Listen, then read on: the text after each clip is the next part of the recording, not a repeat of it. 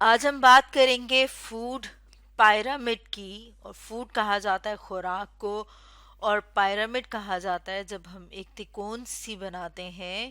تو اگر ہم اپنے سامنے بات کر لیں فوڈ پیرامڈ کی، دیکھ لیں ساتھ میں، تو جیسے یہاں پر ہم دیکھ رہے ہیں کہ یہ والی جو شیپ ہے، جو تکون شیپ ہے، اسے پیرامڈ کہا جاتا ہے. اور اس میں کیونکہ ہم بات کریں گے فوڈ کی یعنی کہ خوراک کی، اس لیے اسے کہا جاتا ہے فوڈ پیرامڈ. فوڈ پیرامڈ کو ہم یہ بھی کہہ سکتے ہیں کہ یہ ایک ایسا چارٹ ہے جس کے ذریعے سے ہم اپنی روزانہ کی جو خوراک ہے اسے چوز کر سکتے ہیں. یعنی کہ ہمیں آسانی ہوتی ہے کہ ہم نے کیا کھانا ہے. جیسے ہم نے لکھا ہے کہ کیا کر رہا ہے chart help us in choosing, یعنی کہ ہمیں مدد دیتا ہے کہ جو ہم نے روزمرہ کی خوراک کھانی ہے اس میں سے ہمیں کیا چیز کھانی چاہیے، کتنی تعداد میں کھانی چاہیے، اور ہمیں جو ہے وہ کون سی خوراک کھانی ہے. جیسے ہم نے لکھا ہے کہ وچ وی شوڈ ایٹ. اور یہاں پر اگر ایک چیز کو ہم نوٹ کریں تو ہم دیکھ رہے ہیں کہ مختلف گروپس بنائے ہوئے ہیں. یعنی کہ یہ جو چارٹ ہے وہ ہمیں یہ بھی بتا رہا ہے کہ ہمیں ہر گروپ سے کون سی چیز جو ہے وہ کتنی تعداد میں کھانی ہے. یہ ساری چیزیں جو ہیں وہ ہمیں پتہ چلتی ہیں اس چارٹ سے. یعنی کہ یہ فوڈ گروپ جو ہیں جب ہمارے سامنے ہوں گے تو اس سے ہمیں فوڈ کو یعنی خوراک کو سلیکٹ کرنے میں آسانی ملے گی. کیونکہ اس چارٹ کی مدد سے ہم اس طرح سے خوراک کو جو ہے وہ سلیکٹ کر سکتے ہیں، چوز کر سکتے ہیں، تاکہ سارے کے سارے نیوٹرینٹس یعنی جتنے بھی غذائی اجزاء ہیں جن کی ہماری باڈی کو، ہمارے جسم کو ضرورت ہوتی ہے، وہ ایک مناسب تعداد میں ہمیں ملتے رہیں.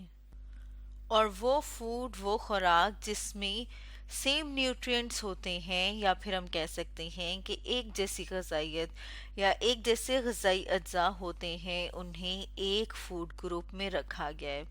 یا پھر ہم یہ کہہ سکتے ہیں کہ وہ بلونگ کرتے ہیں اس فوڈ گروپ سے. جیسے کہ یہاں پر ہم دیکھ رہے ہیں کہ ہم نے جو ہے آٹا یا پھر جو چاول ہیں یا آٹے سے بنی ہوئی جو چیزیں ہیں وہ کیا ہیں، وہ ایک فوڈ گروپ میں موجود ہیں. اسی طرح جو سبزیاں ہیں وہ ایک فوڈ گروپ میں ہیں. اور ہم دیکھتے ہیں جو فروٹ ہیں وہ ایک فوڈ گروپ میں موجود ہیں. اور جیسے کہ ہم بات کر رہے تھے کہ جو فوڈ پیرامڈ ہے اس میں کس طرح کی اس کی شیپ ہے، جیسے ہمیں نظر بھی آ رہی ہے کہ تکون شیپ ہے. اب یہ جو تکون سی اس کی شیپ ہے اس میں ہم دیکھتے ہیں کہ یہاں پر جو اس کی بیس ہے وہ ہمیں کیا بتا رہی ہے. بیس جو ہے وہ اس کی، اگر ہم اس کی لمبائی دیکھیں اور ہم دیکھ رہے ہیں کہ اس میں زیادہ چیزیں آئی ہوئی ہیں، تو جو بیس ہے وہ ہمیں یہ بتاتی ہے کہ یہ وہ والا فوڈ ہے جو ہم نے میکسیمم لینا ہے. یا پھر ہم یہ کہہ سکتے ہیں کہ یہ وہ والا فوڈ ہے جسے ہم زیادہ تعداد میں کھا سکتے ہیں یا ہمیں کھانا چاہیے. اور جیسے جیسے ہم اوپر کی طرف کو موو کرتے ہیں تو ہم دیکھ رہے ہیں کہ یہ کیا ہو رہی ہے، یہ تھوڑی چھوٹی ہوتی جا رہی ہے. جیسے یہاں پر ہم دیکھ رہے ہیں کہ یہاں پر زیادہ چیزیں ہیں، اور جیسے جیسے ہم اوپر کی طرف جاتے ہیں ویسے ویسے جو چیزیں ہیں وہ کم ہوتی جا رہی ہیں. اب جب چیزیں کم ہوتی جا رہی ہیں تو اس کا کیا مطلب ہے؟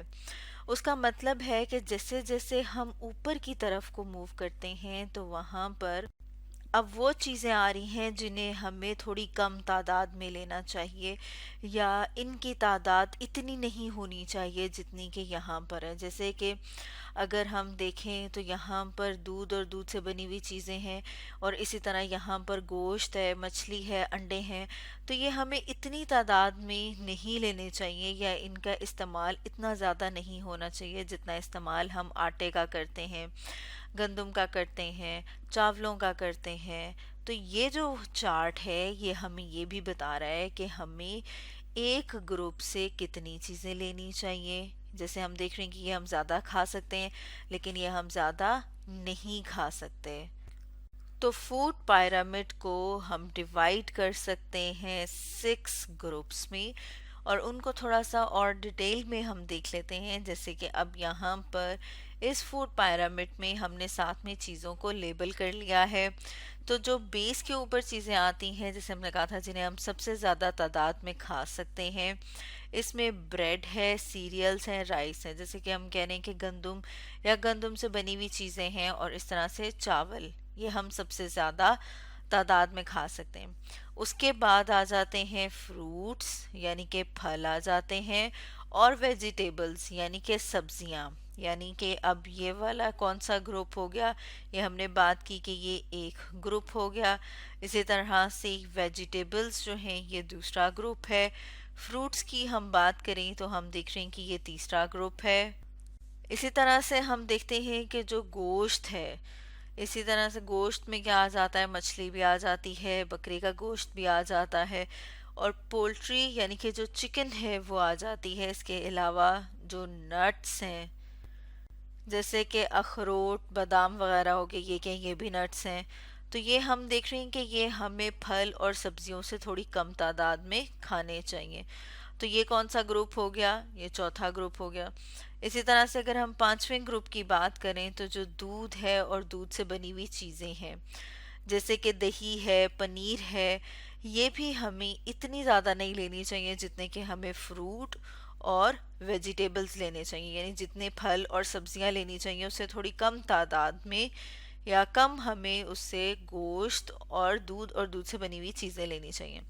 اور اگر ہم بات کریں سکس گروپ کی، جیسے یہاں پر ہم دیکھ رہے ہیں ٹاپ پہ، اور ہم دیکھ رہے ہیں کہ اس میں سب سے کم چیزیں ہم نے دکھائی ہیں. یعنی کہ اس میں کیا ہے، فیٹ، آئل اور کینڈیز یعنی تیل اور چکنائی والی جو چیزیں ہیں، فیٹس جن میں چکنائی ہوتی ہے.